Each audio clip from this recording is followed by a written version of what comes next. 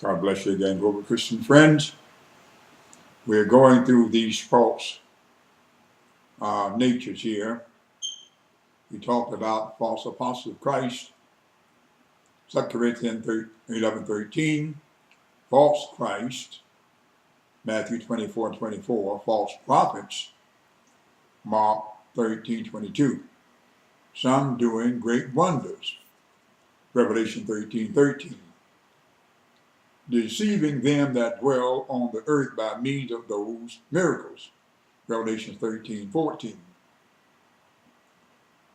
When they were filled, he said to the disciples, gather up the fragments that remain, that nothing be lost, in John 6:12. There's so much to learn and to talk about that we can take away from this miracle.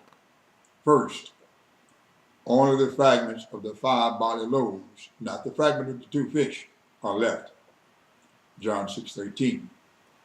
You can see this miracle in Matthew 14:13-21, Mark 6, verses 30-44, Luke 9, verse 10-17, as well as we get to the ones here in John 6, 1-13 shortly.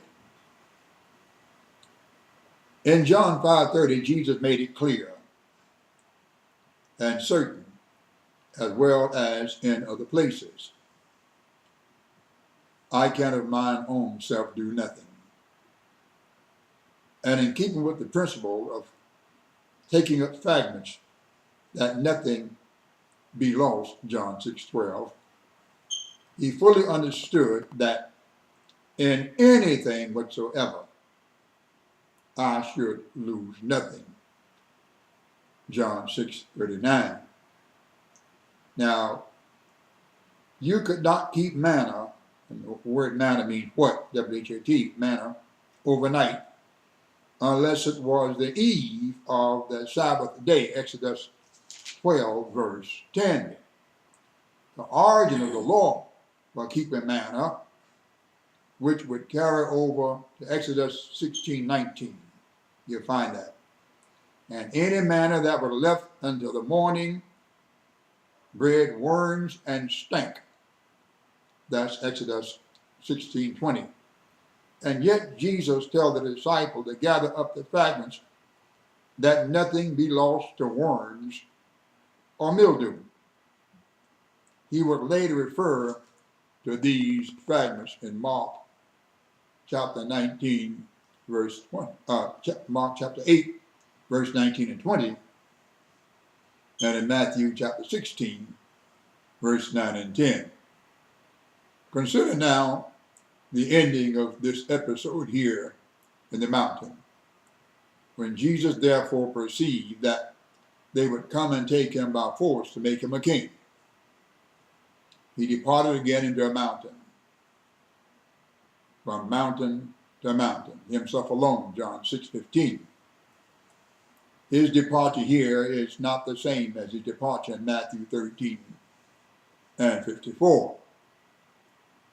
Under the pressure and the urgency to escape this great multitude that followed him, John 6:2, who had just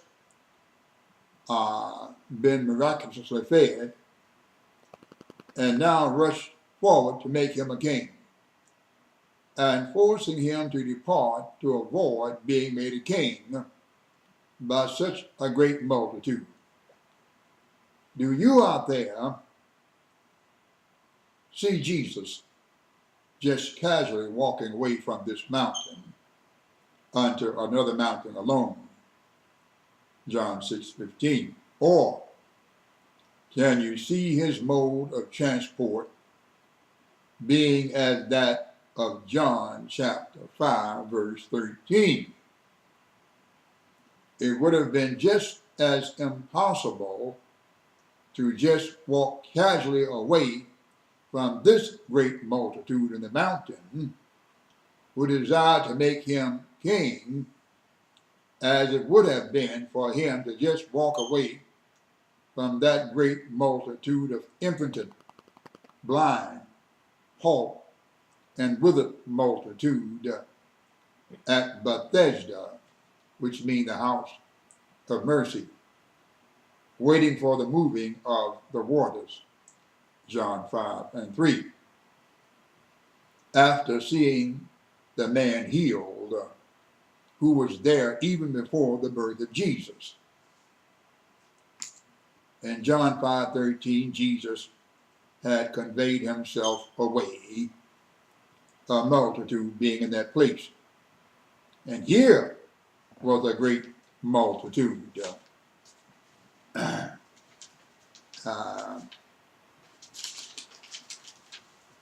In John 6:2. Now, if you open your Bible, we'll go there, John the 6th chapter, and begin to read this episode. John 6:1 says, after these things, Jesus went over the Sea of Galilee, which is the Sea of Tiberias.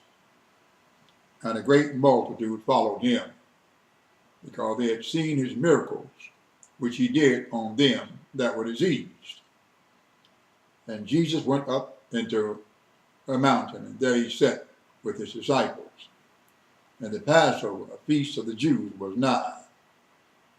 And Jesus then lifted up his eyes and saw a great company come unto him. He said unto Philip, which means fond of horses, whence shall we buy bread that these may eat? And this he said to prove him, for he himself knew what he would do. Philip answered him the way that Moses would doubt. 200 penny worth of bread is not sufficient for them, that every one of them may take a little. One of his disciples, Andrew, Simon Peter's brother, said unto him, here is a lad here with 5 barley loaves and 2 small fish. You doubt again, but what are they among so many? And Jesus said, make the men sit down. Now there was much grass in the place, so that the men sat down in number about 5,000. And Jesus took the loaves, and when he had given thanks, he distributed to the disciples. The disciples are them that were set down, and likewise of the fishes, as much as they would. And they were filled, he said to the disciples, gather up the fragments that remain, that nothing be lost.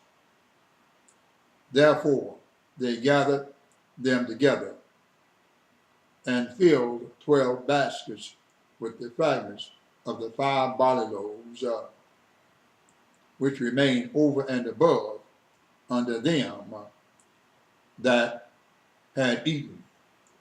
Then those men, when they had seen the miracle that Jesus did, said, this is of a truth that prophet that should come into the world.